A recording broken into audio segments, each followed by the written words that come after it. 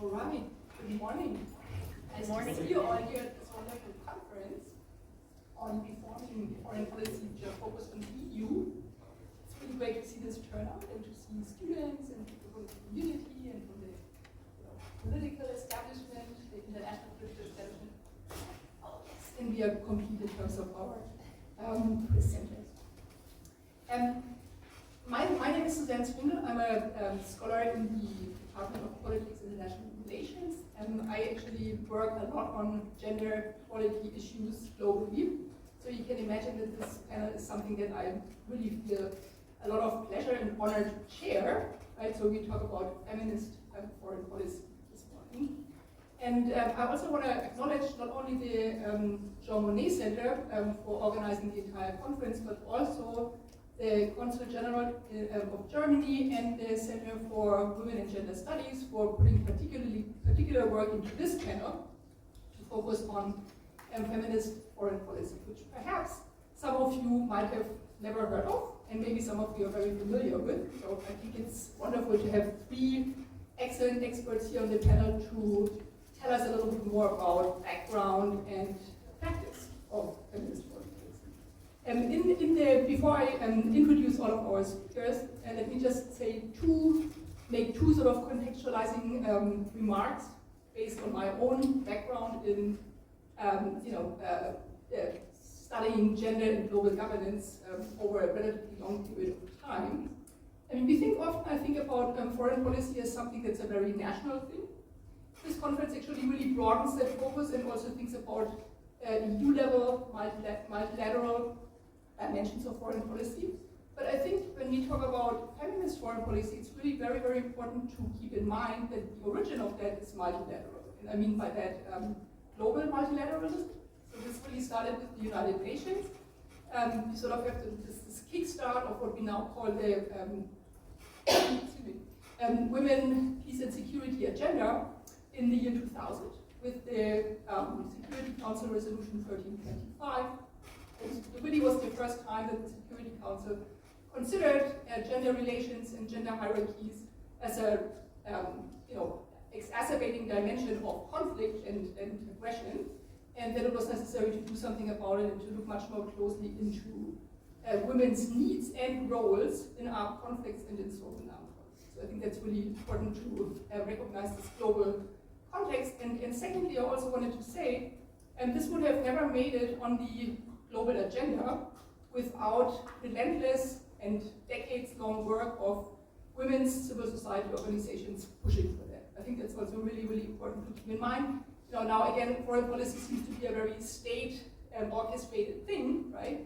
But it's very important to recognize the work of feminist peace activists, of feminist transnational networks, actually in many different areas of global politics, not only security. Security was actually a latecomer in terms of gendering international politics. Feminists were very adamant in opening up and bringing in gender perspectives and women's perspectives in development policies before human rights policies. They brought gender-based violence as a topic on the international agenda. And in that sense, the security focus was actually rather late, right? But by now it's a very strong focus. Women, peace and security agenda very, very lively and very much fueled and supported still, and continues to be by non-governmental activists. And that's also true for the feminist foreign policies that we will hear about today. Right? There's a lot of advising, criticizing, engagement between state actors and civil society actors. I just wanted to say that as a sort of framing comment. Now let me move on to actually introduce the experts that you will hear today about this important topic. Okay, this is all of us. I'm going to introduce people in the order of the PowerPoint, but the order of speakers will be slightly different. Let me first introduce Christofer Burger, who is the Consul General of the Federal Republic of Germany in Miami, and he has actually joined us very recently in August 2023. Very nice to have him. He has previously served as a spokesperson to the foreign ministers Annalena Baerbock, current foreign minister, and Heiko Maas. And he has actually been very involved personally in developing the German feminist foreign policy, so it's really interesting to hear what he has to tell us. He has also held several diplomatic posts before coming here, and he also holds an MA in Islamic Studies and Economics from the Freie Universität in Berlin. Welcome. Thank you. Second, I would like to introduce my colleague, Dr. Louise K. Davidson-Schmich from the University of Miami. She is a professor of political science, and she's also the co-editor of German Politics. As you can see in her bio, she publishes widely. She publishes books and articles. Talk to her, she has published much more than she put in her bio here, actually. And it's supposed to be a brief bio. Thank you. And she's going to actually start the panel with laying out sort of a broader context before our other two speakers get more into the actual deeds of feminist foreign policy. And thirdly, we are joined by Sofia Perez-Gil. She joins us via Zoom from Washington, D.C., I believe, because she's a visiting scholar in residence at the School of International Service at the American University in Washington, D.C. She's a Colombian scholar with a strong focus in feminist perspectives and international relations. She actually holds a doctorate from the Universidad de Rosario in Colombia in international political studies. And her research interests are on feminist foreign policy, state gendering processes, and feminist theories in international relations. She has also collaborated with Anne Tigner, who we also wanted to have on this panel because she's also a very important international relations scholar and now working with and for the Colombian government. She, however, sends her warm greetings from the Commission for the Status of Women at the UN, which is happening right now, which has, taken up a lot of her time. So she's with us in spirit only. But Sofia will talk about the development of the Colombian foreign feminist policy. Thank you. With that, I move over to Dr. Louise Davidson-Schmich for her presentation. Thank you so much.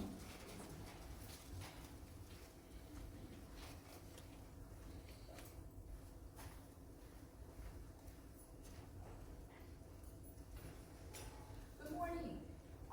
Thank you so much, Marcus and Christine, for the invitation to come to FIU. Oh, sorry. Hi, Sophie. Thanks so much, Marcus and Christine, for the invitation. It's a shame, I think, that FIU and UM don't collaborate more often. We're technically, if we think about global foreign policy, not that far apart, but somehow Miami traffic just seems to make our coming together rare, which is a shame. So I'm really happy to be here, and I'm happy to see so many students and young people here in the audience today. So I'm going to be talking about feminist foreign policy in the EU and beyond.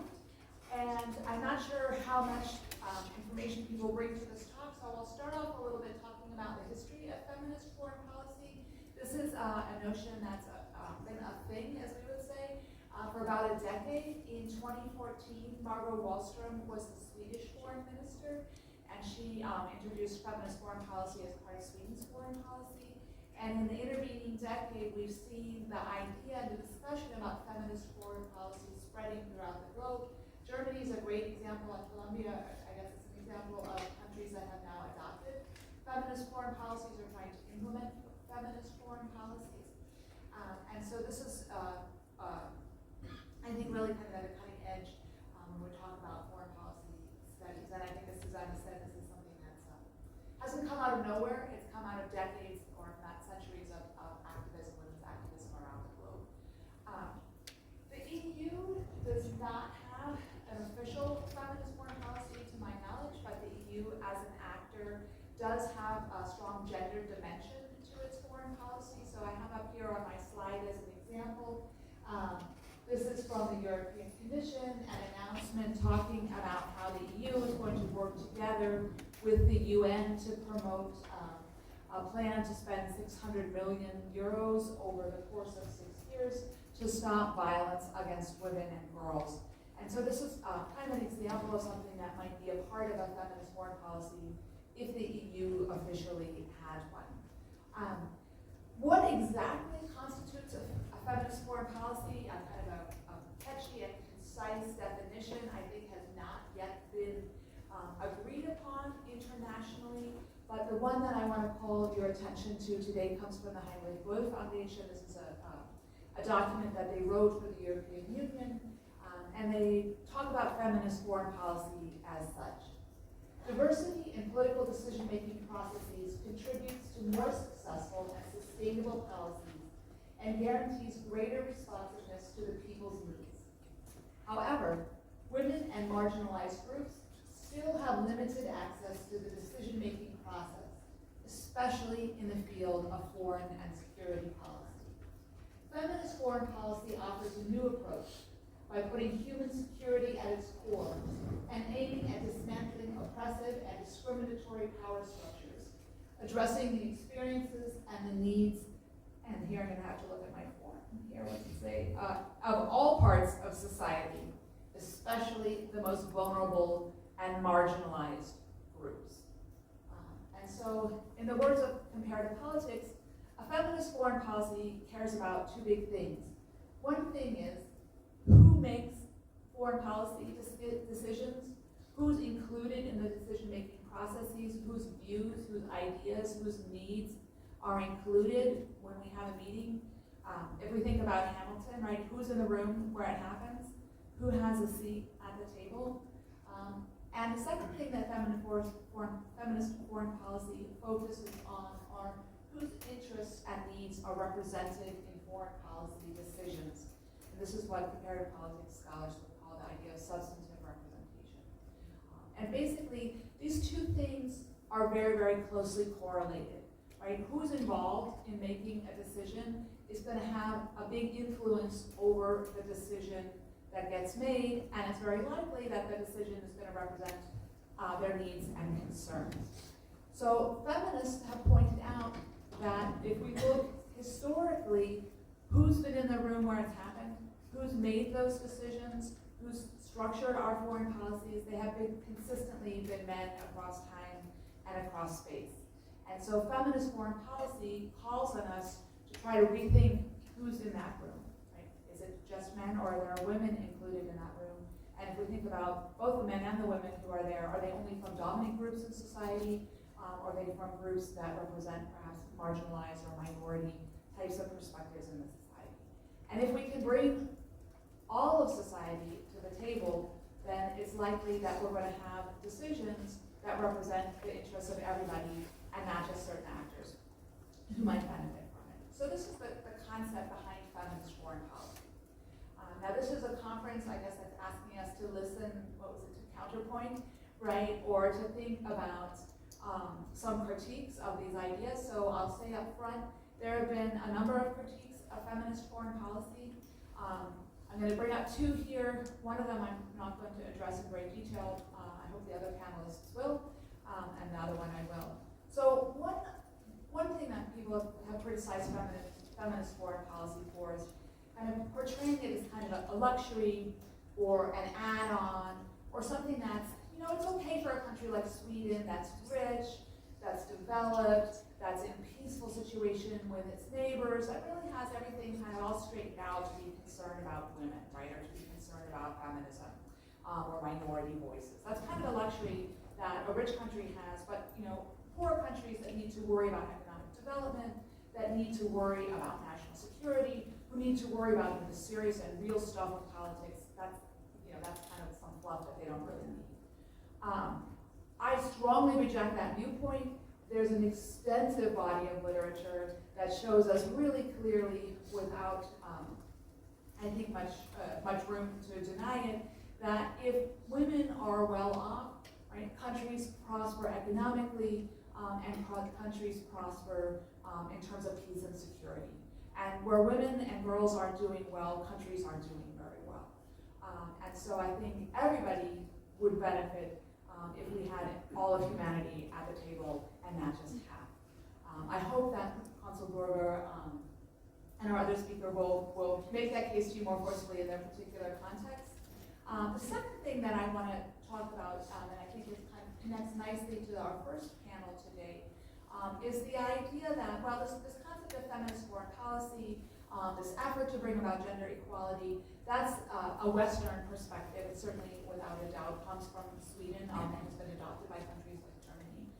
It's kind of a colonial imposition that doesn't take into account the needs or the history or the concerns of other countries. And that's the point that I want to push back against here. It's kind of a view that assumes that, well, we have the West, we have countries like the EU member states that have gender equality, and everything is great there. And then there's kind of everywhere else where there's no gender equality, and so they're trying to go out and fix the world and change the world.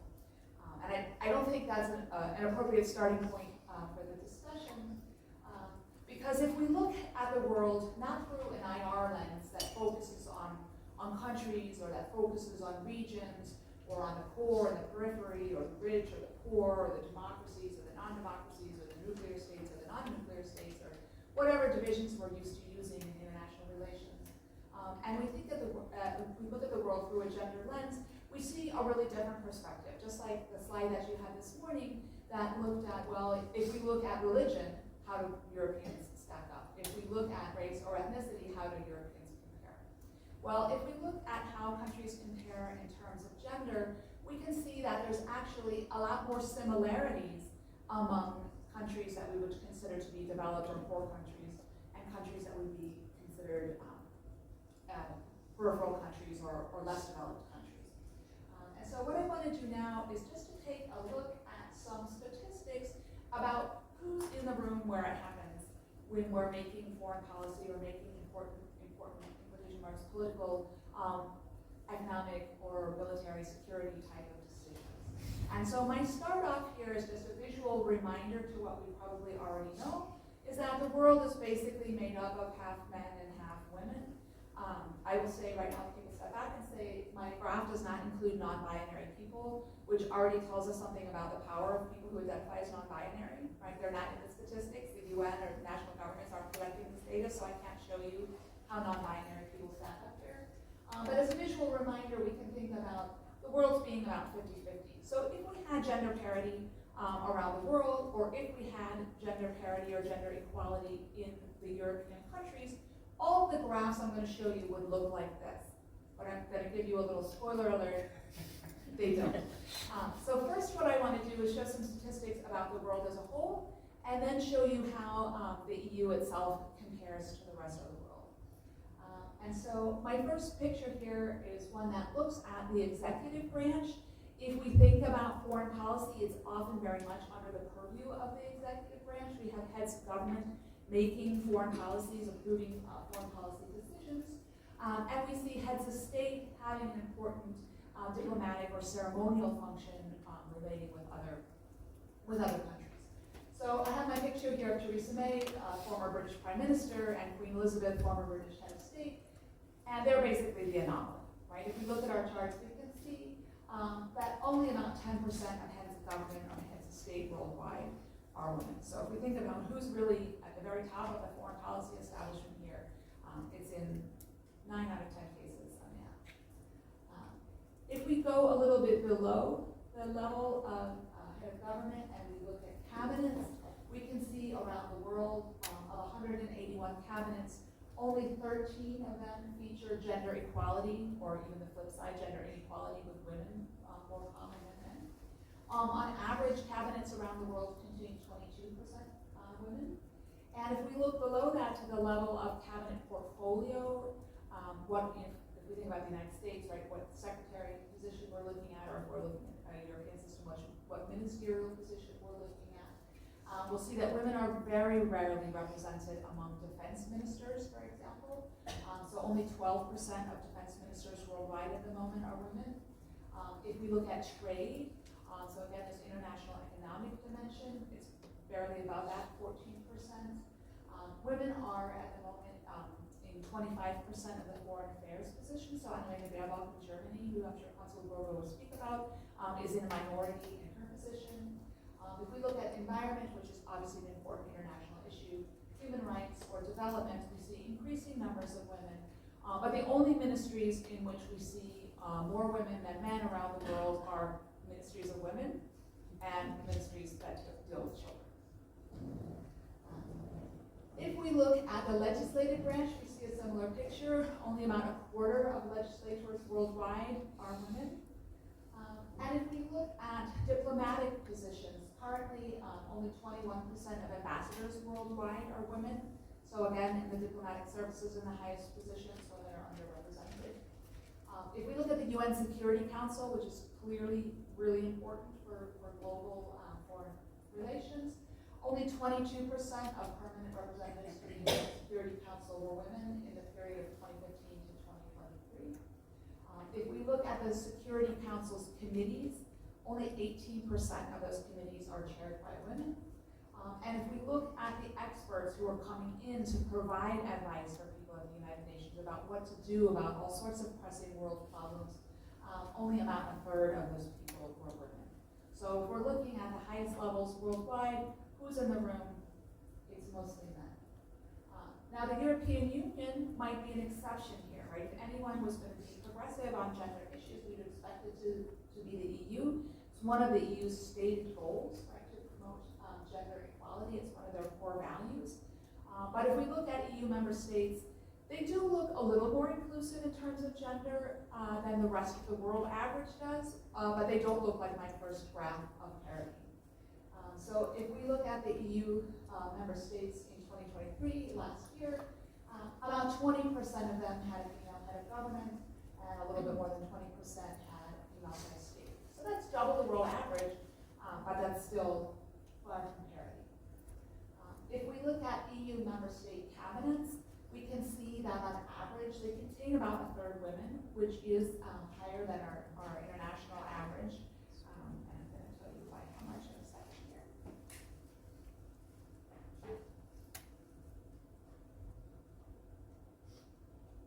Oh, actually I don't have it in my notes, so I can't remember. But it is higher than the world average, but again, not by much, and it's certainly not parity.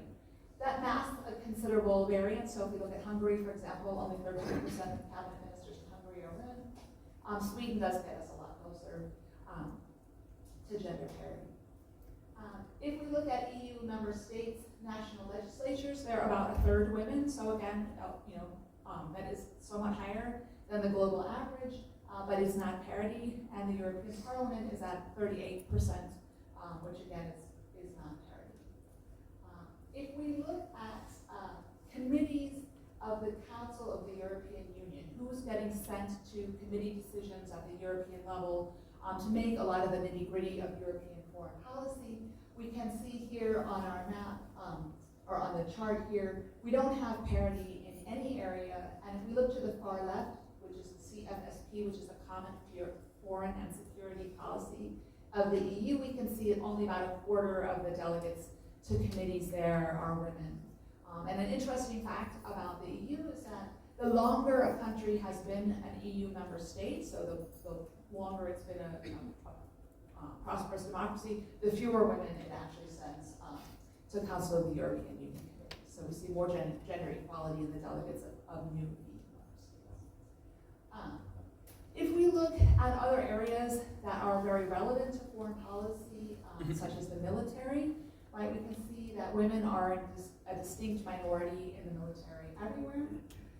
And if we look at areas like economics, women, again, are underrepresented in the top economic types of positions.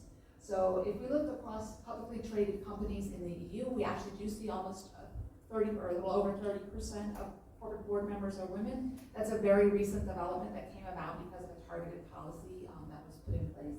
But if we look at corporate board chairs across EU member states, only 8% are women, and only 7% of Fortune 500 company CEOs across Europe are women.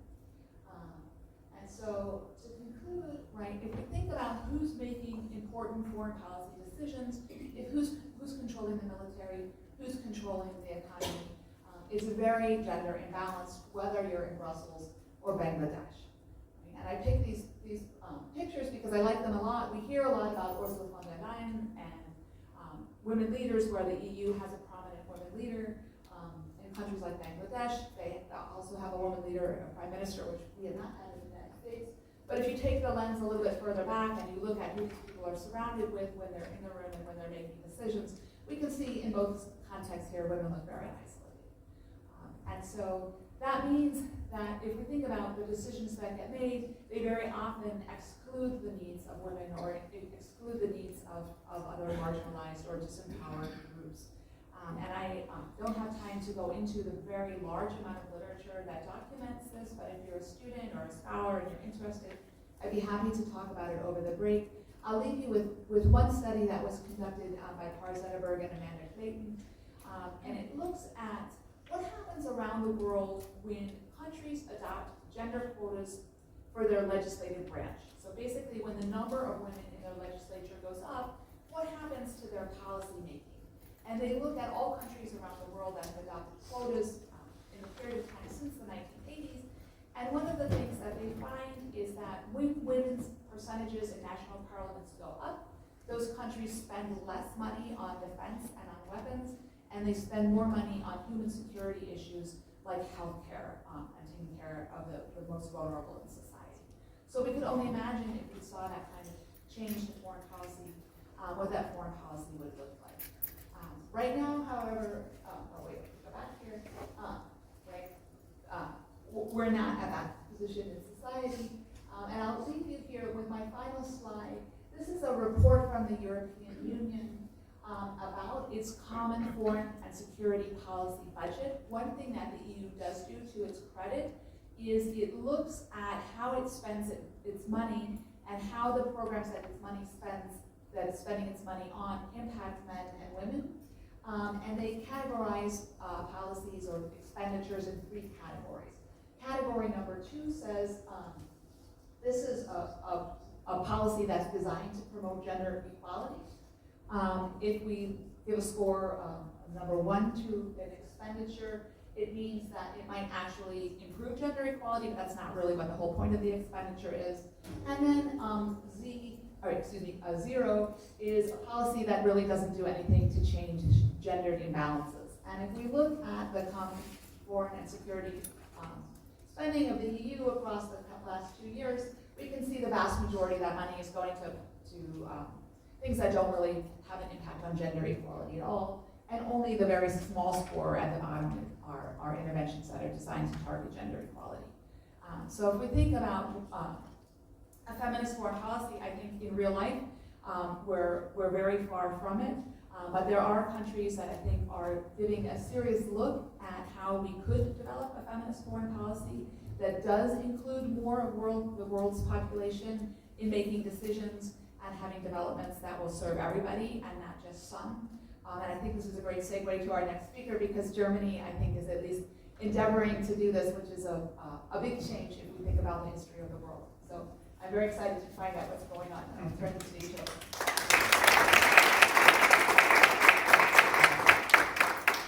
Thank you so much, Louise. You heard a lot about women not sufficiently being in the room yet, and about the importance of the critical mass, right? So this is a very different argument from just thinking that one head of state, for example, could make a difference. And as you just already said, we're very excited to hear about how the German government works on its feminist foreign policy. Thank you.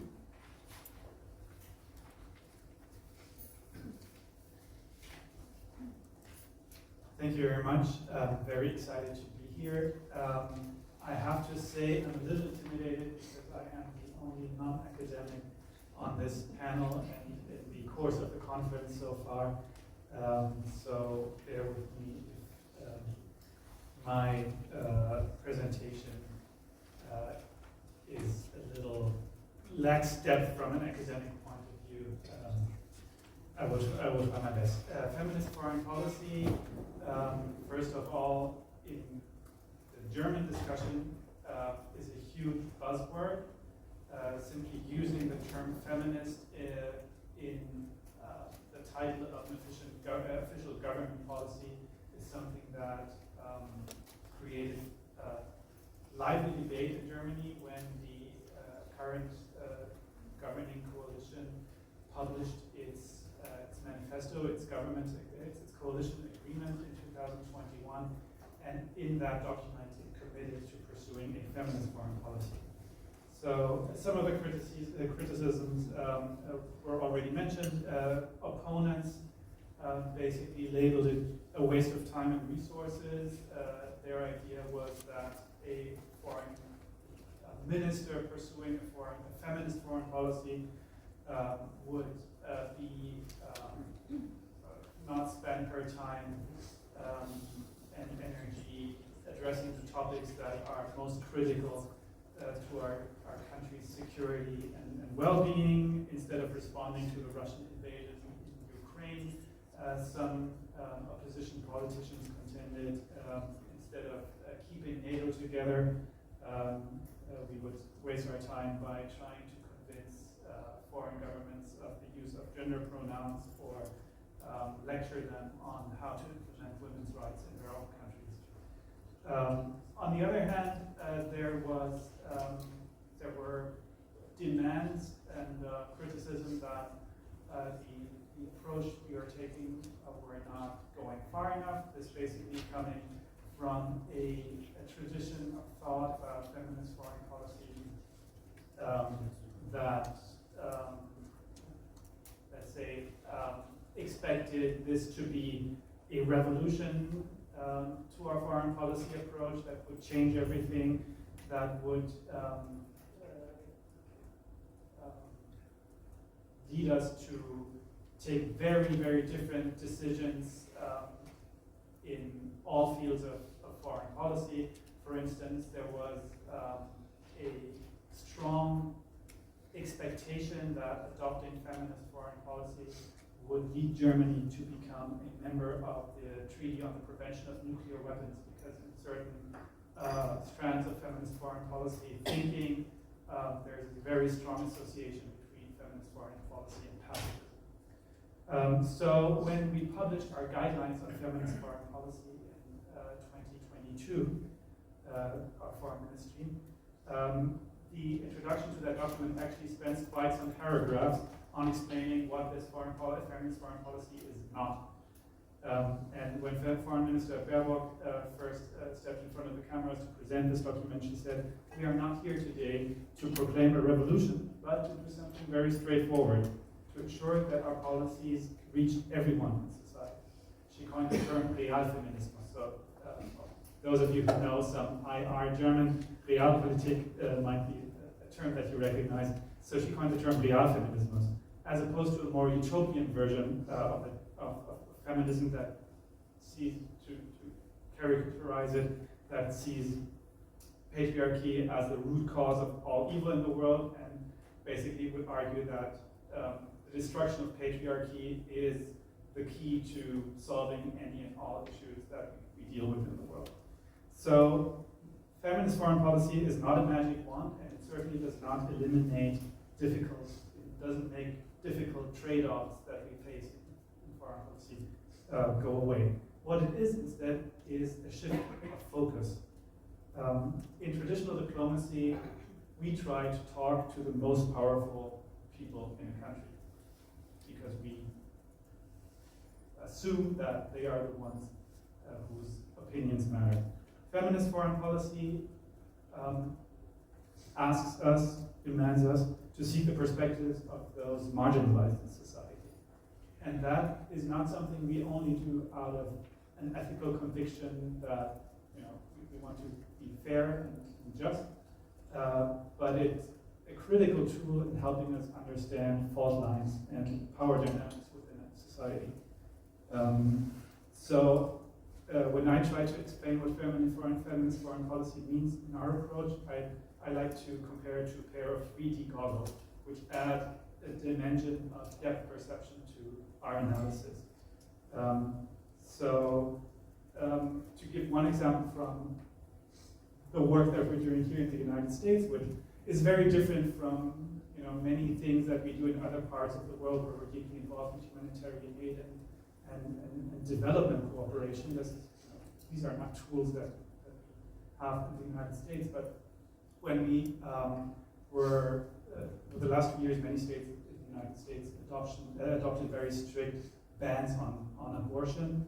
And in analyzing this, traditionally, our role would have been to report back to Berlin what this means for political dynamics here. For instance, in the case of the upcoming elections, how does referendums, how do ballot initiatives on abortion rights, how will they affect voter turnout for two parties? How can we expect this to affect the power policy question, the foreign policy question that directly address our interests? From the feminist foreign policy point of view, we are encouraged to ask, what does this mean to those people affected by this abortion? What does it mean to women? What does it mean to families? How are they affected in practice? And talking about this with activists, with practitioners, we became aware that in practice right now, one consequence of the legal situation in many states in the United States is that there are cases of women being denied medical care in certain situations where, for instance, miscarriages, and we became aware, wow, this is something that could affect German citizens traveling to the United States. This is actually something that affects us, our own citizens. And now, if you look at the travel advisories that we have for the United States, you will now find a little paragraph in there pointing out that this is a risk that travelers to the United States, to certain states, should be aware.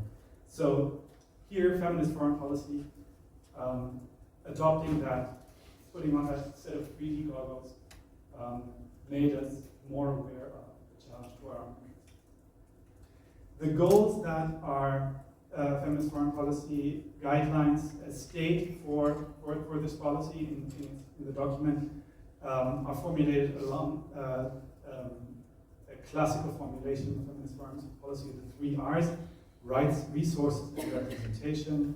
That is something that we stole from Sweden, but we think we kind of developed it a little further, but it's, I don't really want to go very much into detail about it because much of this was already mentioned. But I want to spell out some of the areas that our feminist foreign policy guidelines explicitly mention for action. So the first one is basically the women, peace, and security agenda that was already mentioned, being put front and center of much of what we do. So in that sense, when Minister Baerbock said we're not proclaiming a revolution, what she also said was, this has been around for a while. We've been doing this for a while, but it has not received the necessary attention, and it has not informed our work across the board in a way that it should have. And it is in that sense that using I'm going to say a provocative term like feminist actually has had a big impact in shaping public discourse on foreign policy and on the role of things like the women, peace, and security agenda in foreign policy, simply because people could no longer avoid talking about it. I've been a diplomat for 20 years. Women, peace, and security has always been part of my work. But when the feminist foreign policy guidelines were published in Germany, this was the major item on every newspaper's headlines for 3 days.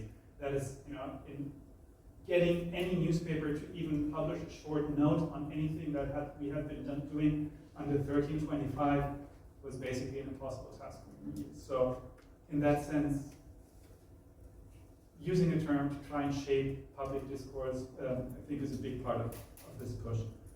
Gender budgeting is another.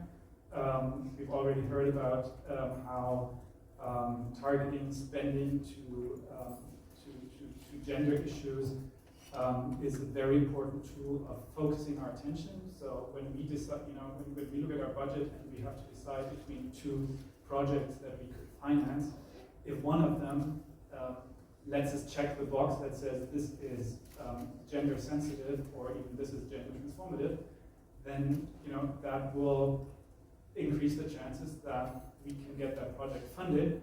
And so obviously it gives an incentive to everyone in the German diplomatic system when working in the field to look for those indicators and even to talk to our project partners and ask those questions, which is, I think, the whole point of the exercise. So, have you thought about how this project affects women different from men? Have you thought about how this project affects LGBT people different from other people? Have you thought about how this project affects women or people with disabilities? The next point is a focus on women's rights, LGBT rights, and reproductive rights across our foreign policy. The fourth is adopting a gender perspective in our work on climate action and being sensitive to topics of justice and equity in climate action. Fifth is promoting participation in our economic policies, and there's a specific focus mentioned there on artificial intelligence and helping ensure it is developed in a way that is non-discriminatory. And the sixth policy focus area that is mentioned is fostering participation in media, culture, education. And then there are 4 guidelines that affect our work within the ministry itself, dealing with making sure there's parity between men and women in leadership positions within our foreign ministry, and I can tell you that we're not quite yet there. Actually, we're still pretty far off, and we're the second worst performing ministry in Germany on that account right now. We are, the other 3 points are making sure we have a workplace environment that's safe from discrimination and harassment, make sure we have a workplace environment that encourages diversity, and last of all, maintaining a dialogue with civil society on how to develop our feminist foreign policy. So, to sum it up, I would think our approach to feminist foreign policy does not pretend to have all the answers, but I hope it does make us ask better questions. So one question, the question the panel poses, can feminist foreign policy be a tool, can it be an element of decentering European foreign policy, or is it on the contrary possibly an exercise in moral imperialism? And I think the honest answer is it could go either way. I think there's potential in both directions. I think we have to be careful of those dangers. But I think it's also important to keep in mind that decentering is not about not pursuing our own European interests, but being clear-eyed and transparent about them, and not confusing sort of our set of norms and values that we believe in with that we want to promote with interests that others may or may not share. I want to very briefly mention three instances over the last year and a half where I feel that feminist foreign policy actually has been an element of successful decentering that has worked to our advantage. One is the situation in Iran, women's protests, late 2022, 2023, where first of all, the fact that Germany had publicly committed to a feminist foreign policy completely transformed the discourse on this development within Germany itself, where even conservative opposition basically asked the foreign minister to now make good on her promise to be a feminist foreign minister and prioritize women's rights in that situation. What it did not do is give us new tools that would have helped us overcome the trade-offs involved in our policy towards Iran, where we have the JCPOA, the Iran period was still in place, providing a very limited degree of leverage. So feminist foreign policy told us to take women's rights as a priority. And what it did help us do was win a very crucial vote in the UN Human Rights Council, where there was a broad majority to put in place an investigation mechanism looking at women's rights violations in Iran in a situation where the Western Europe and others group, basically Europeans, the West in the Human Rights Council had not been very successful in many votes in the previous period. So that was one issue where actually it was possible to create a broad coalition. Another instance where actually I think we, in our own, this was less us being less Eurocentric in our own policies, but us profiting from allyship from others. This had to do with the situation in Ukraine, Russia's war of aggression against Ukraine, where we have been trying to shore up international support for Ukraine's independence, for Ukraine's sovereignty. And we have heard from governments in many parts of the world, well, we understand your point, but really Europeans, do you expect us to do your job here? We consider this mainly a European problem, and we have our own relations with Russia, we have our own interest in our relations with Russia that we do not want to endanger. Do not expect us to do your bidding. And one point where that pattern was completely broken was when it became public that Russia had abducted thousands of Ukrainian children. And that would be a classic focus area of feminist foreign policy when looking at the overall situation of war in Ukraine, asking not just about how many million shells of ammunition do we have to deliver, what exactly are the frontline dynamics in point A, how does this affect the re-election chances of President Zelensky, but asking how does this affect families, how does it affect children. And the one element where in a very, very difficult discussion with South Africa, I happen to be at the table where not a lot of, there's not a lot of common ground between us and South Africa, frankly, on this issue. But the one point where there was total unanimity was this, the question that it's absolutely unacceptable to abduct children from another country. And there was actually one point that was made very powerfully by African leaders to the Russian leadership. And we have seen that has changed the dynamic of that debate at the global stage. So that to sum up, my hope is that it is possible to make feminist foreign policy be a successful tool for decentering European foreign policy. It is not a given, but if it helps us ask better questions, then I think it can be an important part of that.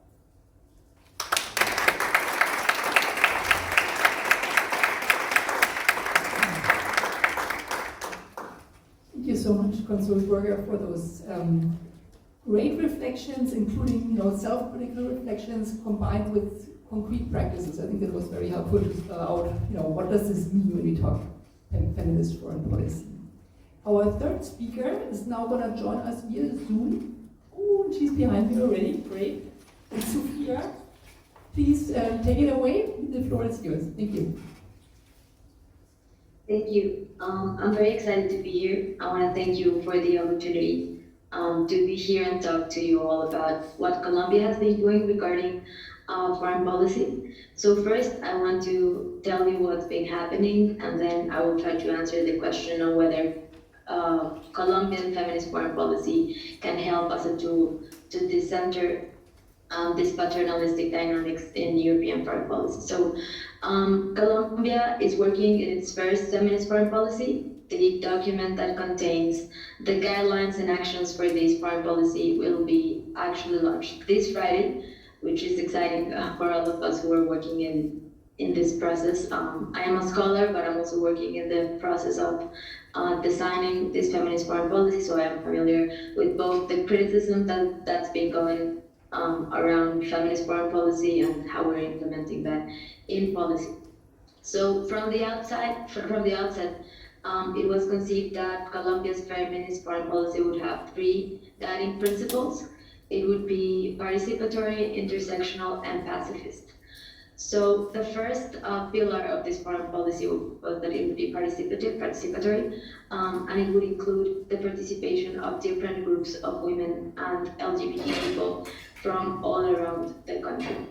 So as context, in Colombia, the organ that is responsible for taking foreign policy decisions is the Ministry of Foreign Affairs.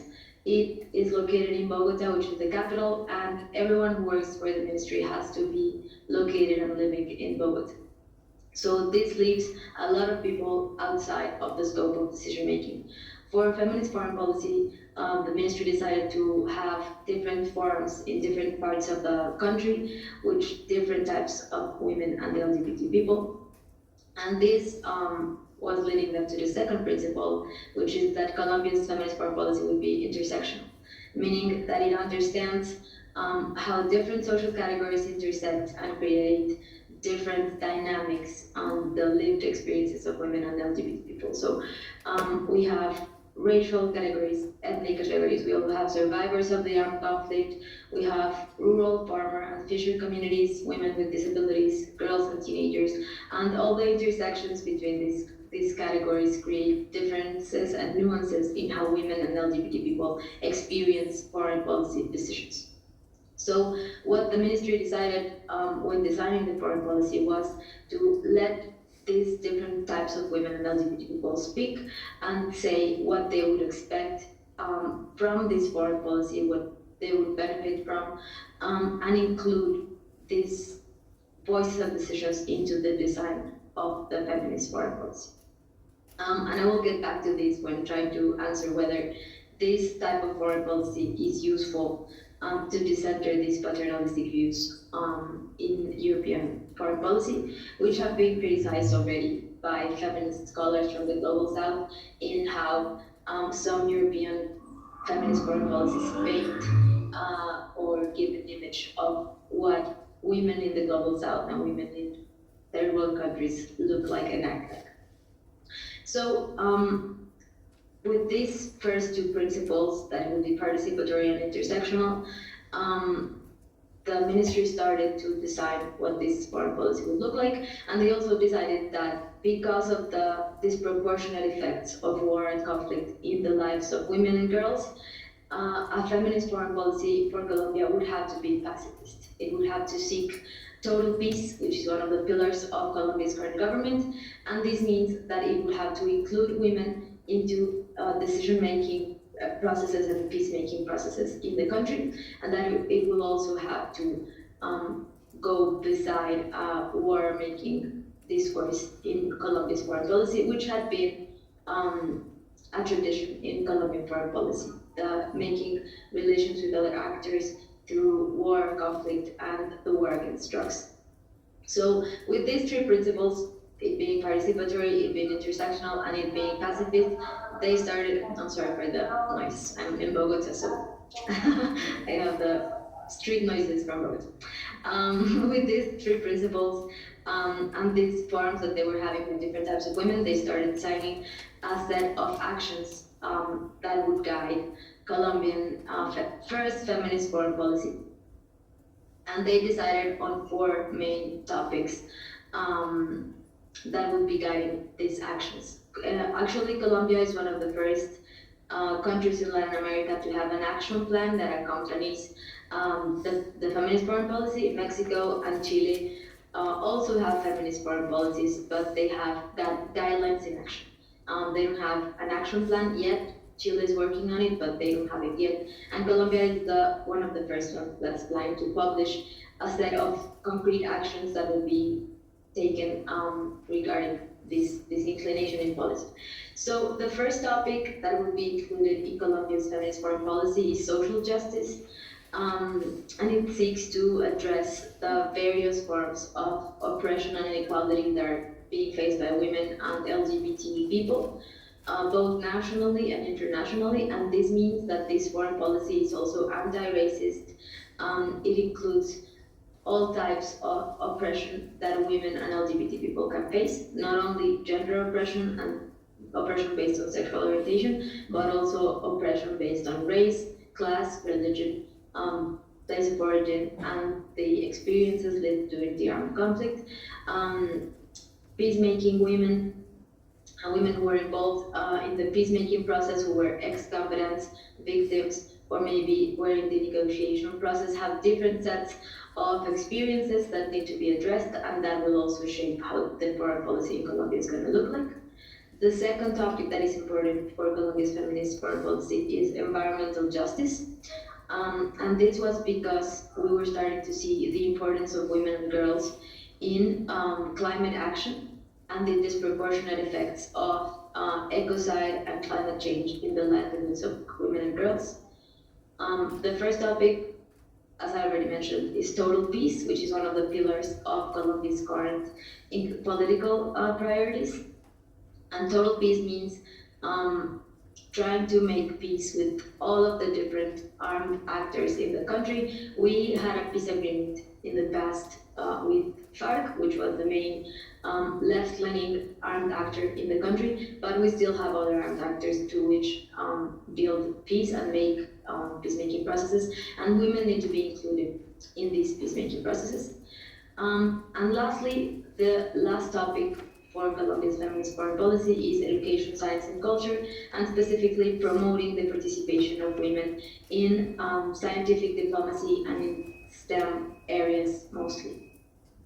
So to carry out these commitments and following the international commitments that Colombia already has regarding the Convention for the Elimination of Discrimination Against Women and other multilateral instruments regarding women's rights, Colombia is designing and will publish this Friday an indicative action plan that has been developed based on the participatory exercise that they did with different sectors of society and specifically organizations of women and LGBT people. So regarding whether this type of foreign policy can decenter and maybe let us think about different ways of making foreign policy than paternalistic Eurocentric views, I have to say that I believe it can, but it has to be done in a very specific way. As I was mentioning before, some of the criticism that has been done towards European feminist foreign policy, and specifically regarding foreign aid, is that it paints an image of third world women or global south women as disenfranchised, disempowered, women who might be complicit in their own oppression and who need the help or the salvation from European values and European help. So what has been criticized is that this doesn't take into account the social movements of women that already exist in the global south and specifically in Colombia, and specifically that women from marginalized communities and from marginalized social categories are already criticizing and questioning the oppression systems that they are victims to. So I believe that feminist foreign policy, and specifically participatory feminist foreign policy, has the potential to let us think in different ways of making foreign policy, because it takes into account the lived experiences of women and it puts them in the center of foreign policy making.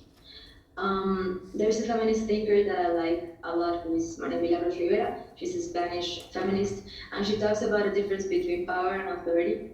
She talks about power in unilateral terms and authority in dual terms, meaning that you can concede someone authority, but power is something that is taken away from you by force.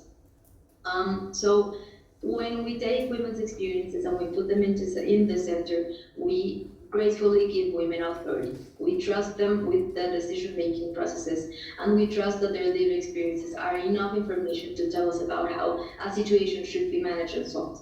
So it doesn't mean that we as decision makers, and I say we because I'm from Bogota, I am a white woman, I am an educated woman, and I believe that I am in a powered position in front of other types of women. It doesn't mean that we are making anyone a favor by letting them speak. We are giving them the authority by understanding that their lived experience in different types of foreign policy decisions is more important than the knowledges that come from whiteness and that come from the center. And I believe that could be the same with European feminist foreign policy. European feminist foreign policy is not doing other countries or other regions a favor by letting them be participating in the spaces of feminist foreign policy making, but understanding and granting authority in that in given situations, the lived experiences and the embodied experiences of women are more important to make correct and just decisions regarding how feminist foreign policy or foreign policy in general can affect women, girls, and LGBT people.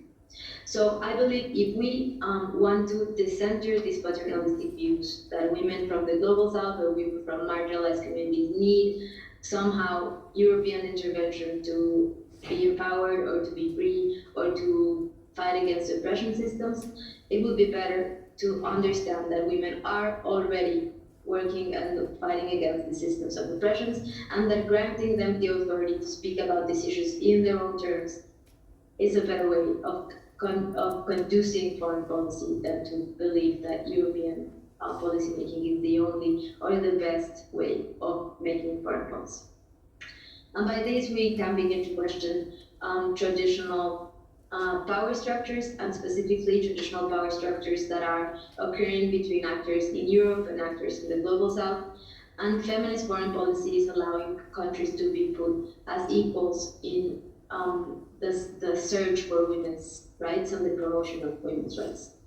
I believe that there is a lot to learn from Colombia's feminist foreign policy, and specifically this exercise of including women from all parts of the country, indigenous women, Black women, disabled women, all sorts of women from different parts of the country, fisher women. They are being heard and they are being given authority to make decisions that are best for their communities, and who knows better than them what decisions are best for their communities.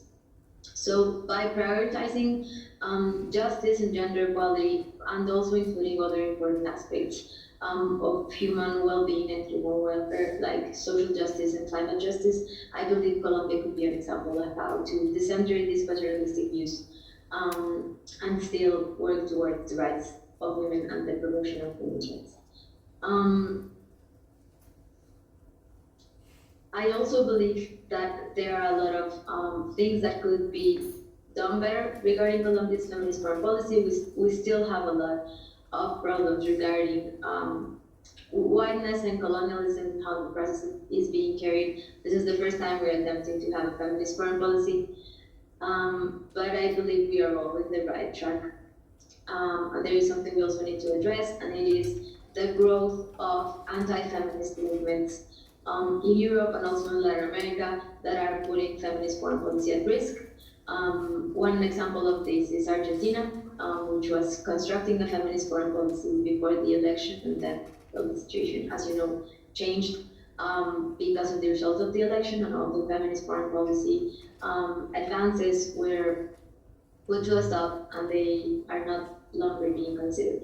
So I believe it is a challenge for all of us to try to make feminist foreign policy the norm, and to try to stop the setbacks and the politicization of feminist foreign policy, and try to avoid this growth of anti-feminist movements that is putting feminist foreign policy at risk. Thank you so much.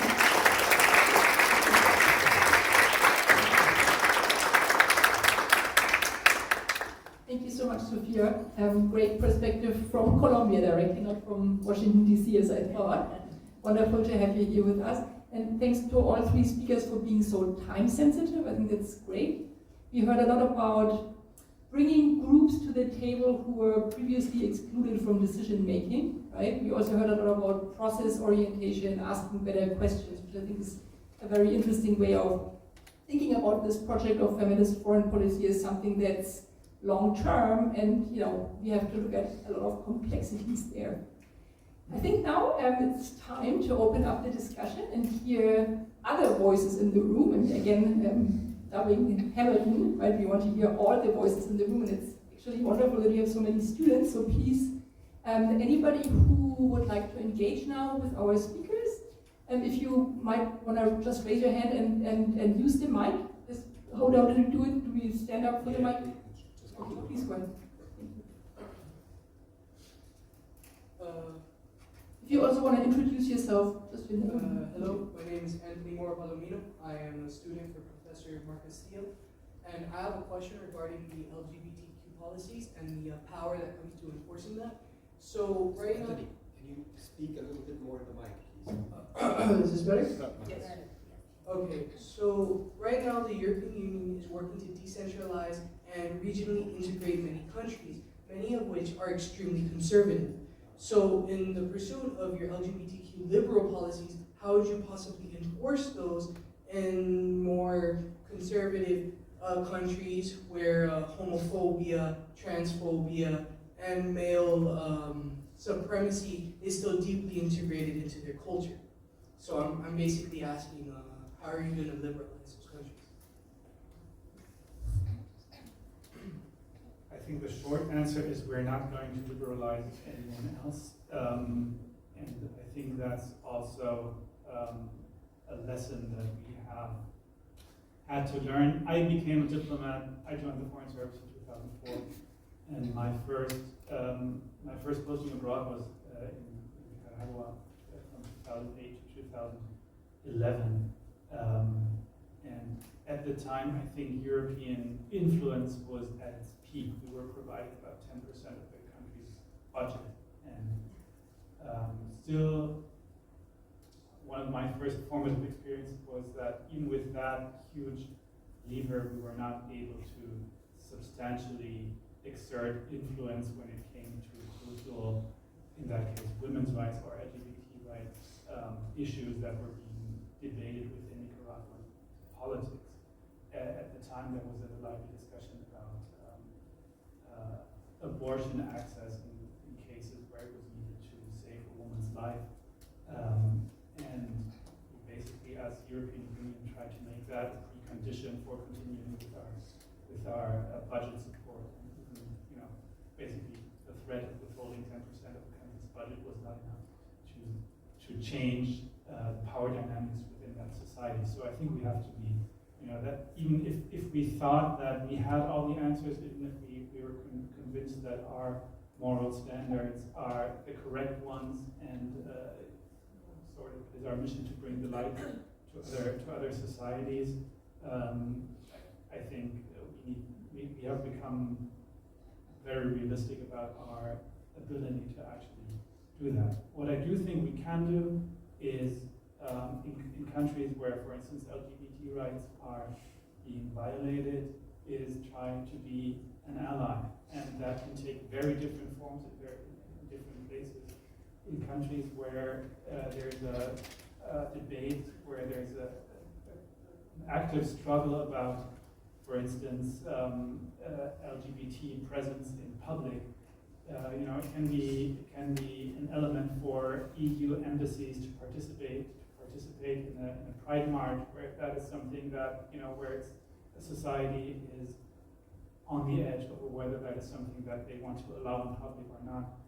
In a country where homosexuality is a crime and it's, there's a threat of capital punishment, it can be a matter of getting somebody out of the country into safety, protecting them, just in order to save a life. But I think if you look at the debate over anti-gay and anti-trans laws in Uganda over the last year, that was a very good example of how hard it is to try to be an influence, to be a positive influence from the outside, without giving those actors who are against those rights the opportunity to say this is all just a foreign imposition, and our own authentic perspective is that men are men, women are women, and homosexuality is an abomination. So I think, this is why I said feminist foreign policy does not make these trade-offs, these contradictions go away. It's not sort of a magic bullet where suddenly everything becomes clear and easy. On the contrary, I think it gets us more into those contradictions. Thank you.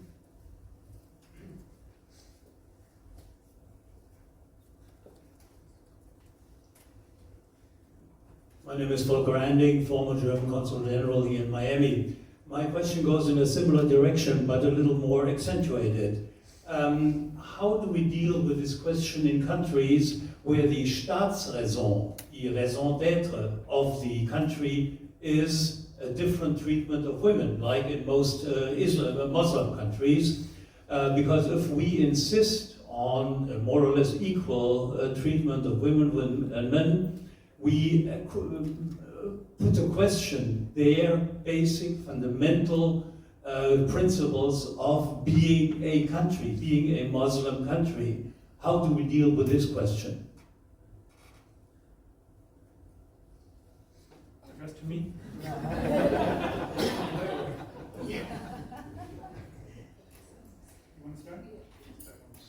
Sure. I think, if we look at the way that our country started off, we also were a country that was fundamentally founded on not giving women any rights. Right? If you look at our American Constitution, we still don't have women's rights enshrined in our Constitution. But that was a parenthetical aside.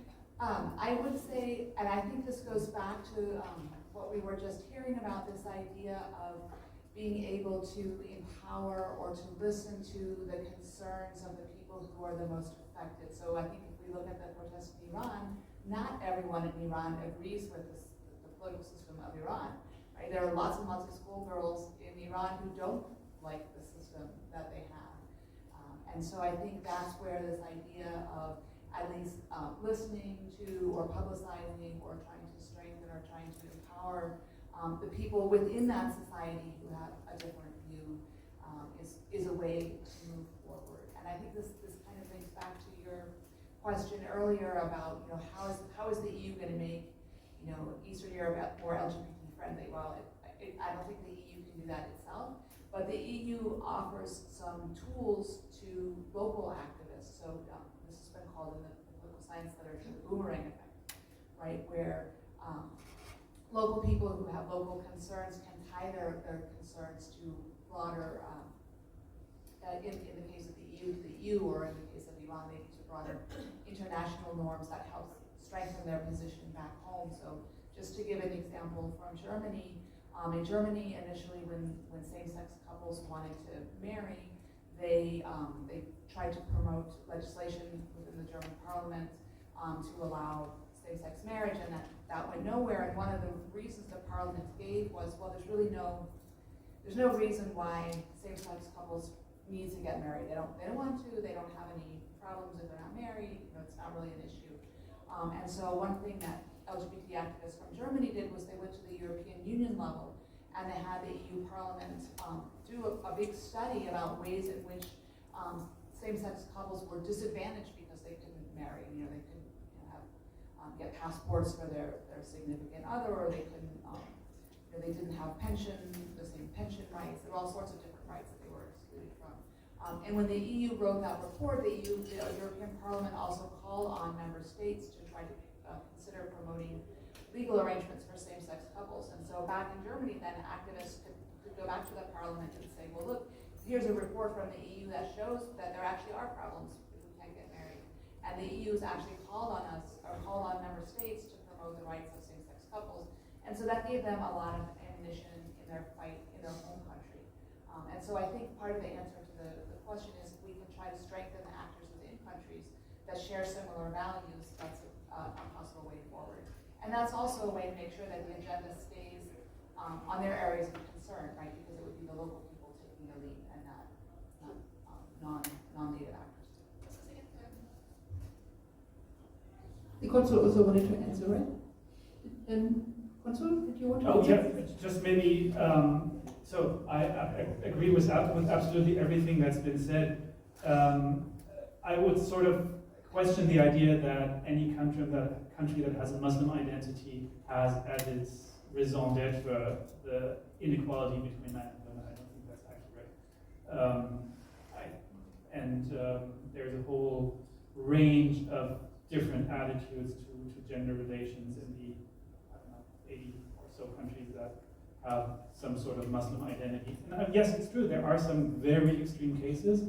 And I think in the case of Afghanistan, after the takeover by the Taliban, it has actually led us to have to conclude that there is absolutely no cooperation and no level of coordination that we can have with this current government, because the Taliban-run government was not willing to make even the slightest concession on preserving a minimum of women's rights, and that for us was the precondition for us to be able to work with them. So yes, in very, very extreme cases, it can mean that there are actors that we cannot have a constructive relationship with. But I think Afghanistan is very unique in that way. And in fact, every other Muslim country on the planet tried to intervene with the Taliban to get them to change their policy. Sophia, if you want to also join? I don't know. Yes, there's something very short that I wanted to say, and it's that there is this notion that Islam and feminism are separate things that never coexist. And this leads us to think that whenever there is Islam, women will be in worse conditions than what they are in Western societies. I just wanted to invite all of you to look into Islamic feminism and what Muslim women have been saying about feminism, and how they are using Quran and the Holy Scripture to challenge patriarchal views and oppressive views within their communities. They are using the concept of equality amongst men to explain why patriarchal societies and systems of oppression against women are against religious norms and what the Sharia law should be. And this helps us to undraw that line that has been drawn between Islam and feminism and understand what women in this context have been saying and doing to fight against the systems of oppression. Something that had been said before about teenage girls and high school girls in Iran fighting against oppression is very moving to me, because I feel we should listen to what they're saying and stop seeing them maybe as complicit in their own oppression by following their religion, because they are using religious arguments to fight against the systems of oppression. Thank you so much. I think I have seen several people who would like to speak. The young gentleman in the back first, please. And then let's perhaps take 2 or 3 questions together. I had Kanan here in the front, and and you in those 3. Please go ahead. So one of the questions. Go a little closer, please. One of the questions that I had was, you guys mentioned that like different industries like the military or STEM occupations are not 50%, which is not proportionate to the population between men and women. My question is, do you think this has, because of some sort of oppression or some sort of factor like that, or do you think this might have to do with different industries that men and women have interest in? So for example, like women dominate nursing industry, therapy, and psychology, and men dominate like STEM and military, etc. Do you think that this might have to do with oppression more, or is this something about interest? And if it is about interest, should that be something that we should try and impact? Perfect, thank you. Let's final questions. Anna, second, please. Yeah. Coming from Turkey, coming from a Muslim country, I want to give this, when I hear about it, that every Muslim country, there is this, the woman should walk 5 meters behind the way. That's not the case. When Turkey withdrew from the Istanbul Convention, which is a convention for violence against women, we had a huge march in Turkey, 340 women's groups and LGBTQ groups. We came together and a huge march. And there were feminist Muslim women who had headscarves on them, but they were saying, God damn you, go to your families. We don't want you to withdraw from the convention. So the thing is not to put everything under the same category. We have to be really careful, because when we talk that Islam and women's rights do not go together, you're putting this group who has been defending, they can go together into the corner and open the way to, unfortunately, to more authoritarian regimes. That's what's happening in my country. Thank you so much. You in the back? I'm sorry, I got it emotional. Yes. It's your turn. You pass the mic. Hi, my name is Geraldine.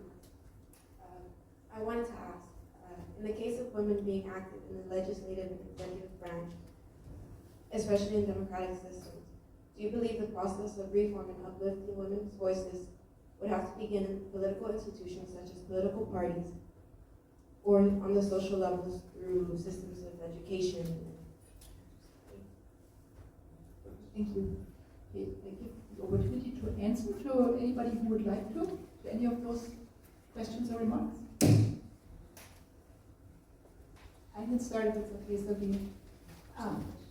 So I think that those are, I agree about your point with Turkey. I won't expand on that, but I think that both of the questions that you asked are great questions, which I could spend a really long time talking about, but I won't.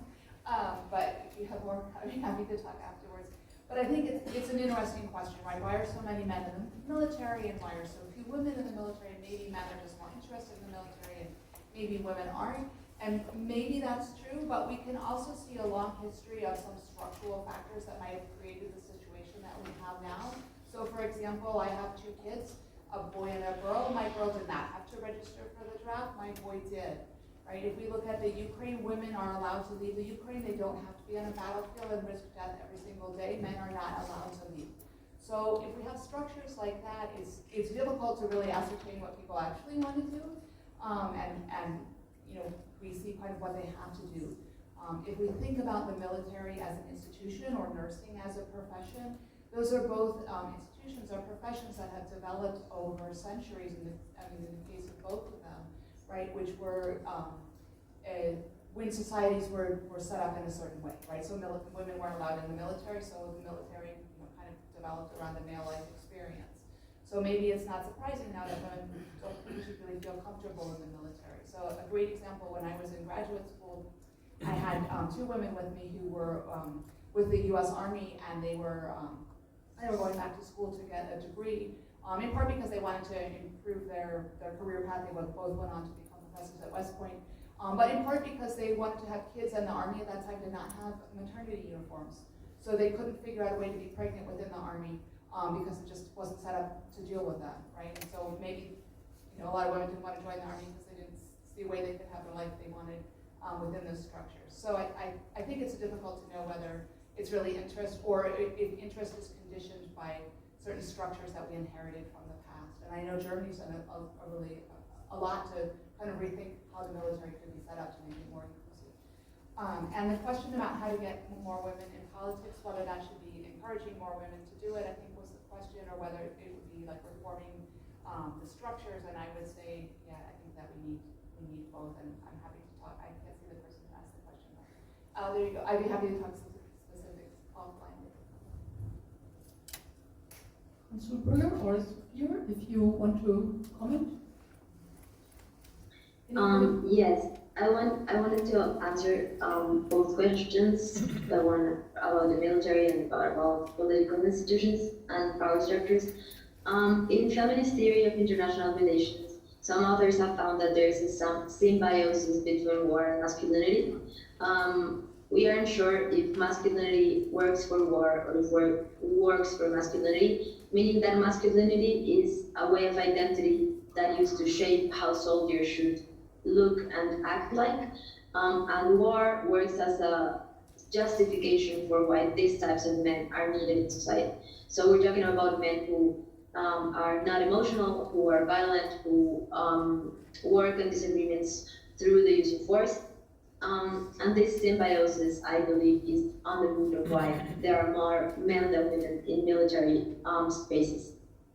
I don't believe in the myth of liberal feminism, of thinking that more women being in the military is a success of feminism, because I am a strong believer in that war is always a bad scenario for women to be in, and that women are always losers in war.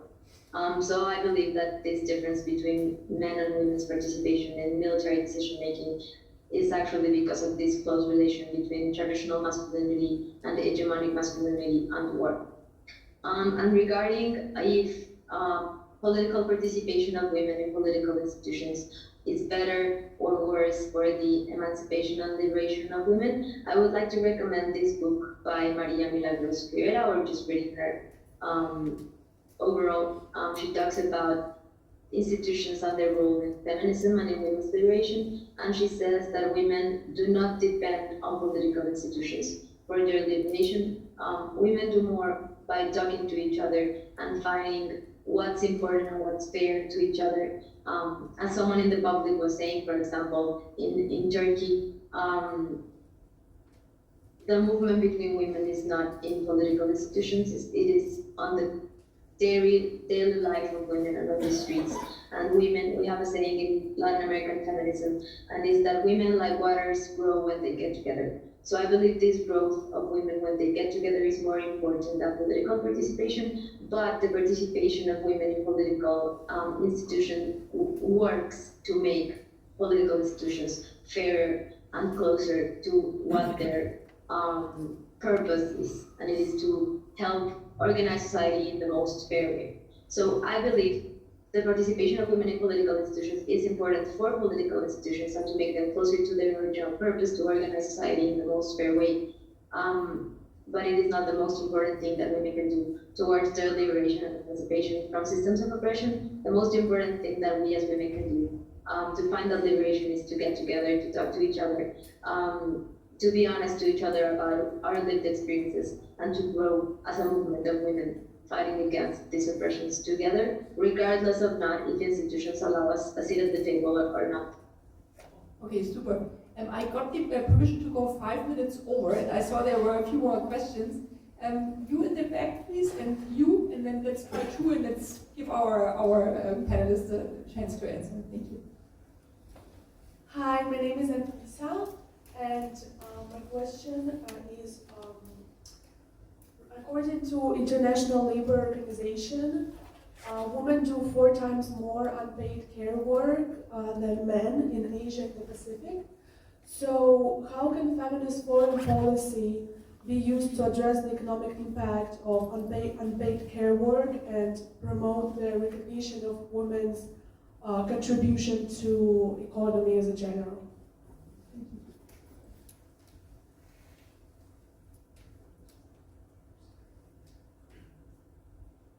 Thank you so much for an amazing panel, so much food for thought from more liberal, more intersectional and practitioners' perspectives, and having advocated for contrapuntal listening, I think everyone in the audience has had an experience of contrapuntal listening at this moment in terms of interpolating between these different perspectives, and also audience responses, which have been very rich, so thank you so much.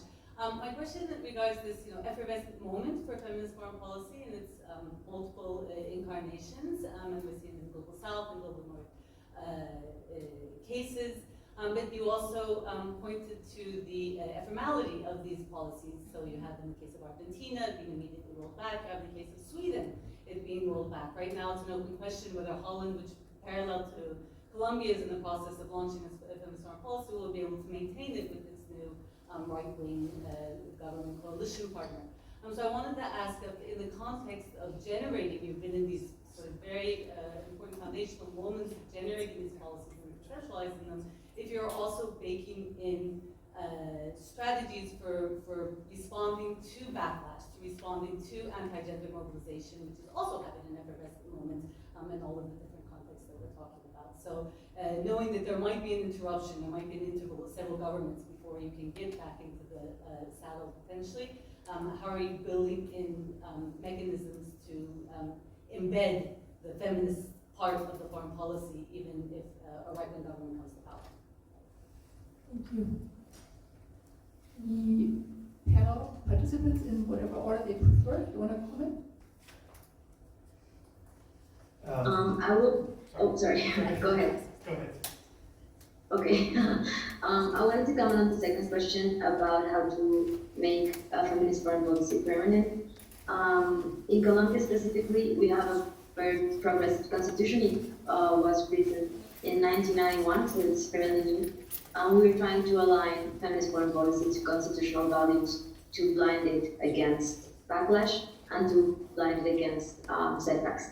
So by aligning the policy to constitutional values and depoliticizing it, because it's starting to be seen as a thing of left-wing political parties and the left-wing government, we try to depolitize it and align it to constitutional values. And that way, if it's going to be set back, they would have to go against the constitutionals.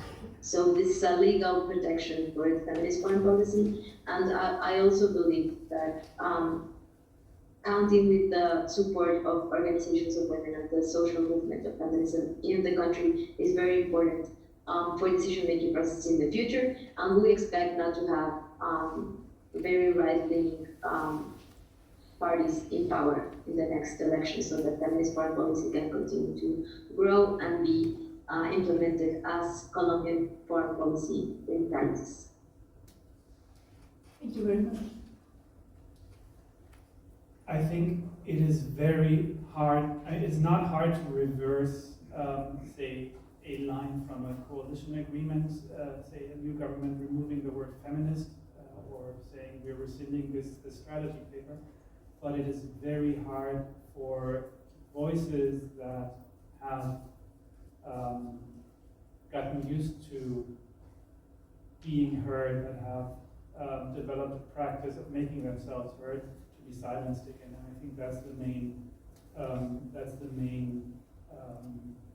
mechanism for making this permanent, is that first of all, in public discourse, it's a matter of moving the goalposts. And I think that we've already made quite some headway on that, in that certain topics are now just a natural part of the foreign policy agenda that they were not before, and it's very hard to remove them from the agenda again, even if you change your approach and if you change your priorities. And then the other part is the coalitions that you build and the social movements that have found new audiences, that they will do their own job in protecting that access and that public outreach that they've been able to gain. I think that would be the most important aspect of trying to make this permanent. Sorry. The question about the care work. Care work. Yeah, I think that ties in a very interesting way with one of the previous questions about sort of gender participation in certain occupation. I think part of the same answer that Professor Jameson gave, you have to look at what are the reasons behind that high share of women in those jobs. And if there are, for instance, in the German Foreign Office, we find that there's a very, very unequal use that men and women make of the ability to work part-time. I think it's something along the lines of 1% of men in leadership positions work part-time versus 30% of women in leadership positions work part-time. And so if you look at that and look at what incentives, for instance, your employment scheme gives for part-time work, then you might discover that there are levers there that you can actually use to do that. Whether it is something where, Europe can affect that sort of change in other countries, I'm not sure, but I also think it's really important to look at what effect those labor roles have for the distribution of power within society. And in that sense, I do think it is important to look at who makes decisions over use of violence and who makes decisions over use of resources.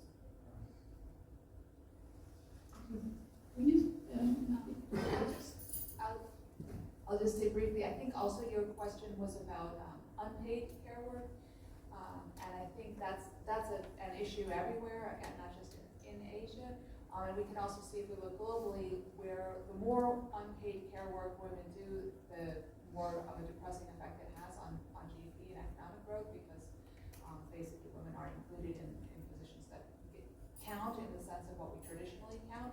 I think it's really important to count care work because that is care work. But I think to answer your question specifically about what role feminist foreign policy might play, I think that's again exactly what Consul Burger was talking about, where maybe in the past, right, a diplomat or a foreign mission might only go and talk to the people doing the paid work, right, the important work, and not talk to people who are, for example, in feminist movements or in movements of people who do that unpaid work, right? But if they can come and they can listen and they can forge ties, then maybe that's a possibility.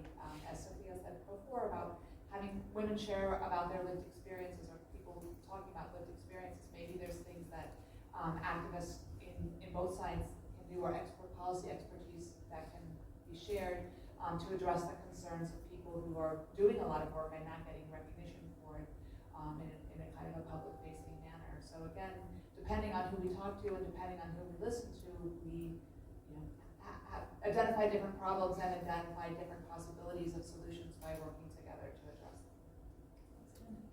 Thank you so much. We are over time. I know that people still have questions. If you perhaps could use the break to ask your questions directly, don't be shy about that. Thank you so much for this really great engagement in the audience, and of course to our three panelists who really gave us a lot of questions.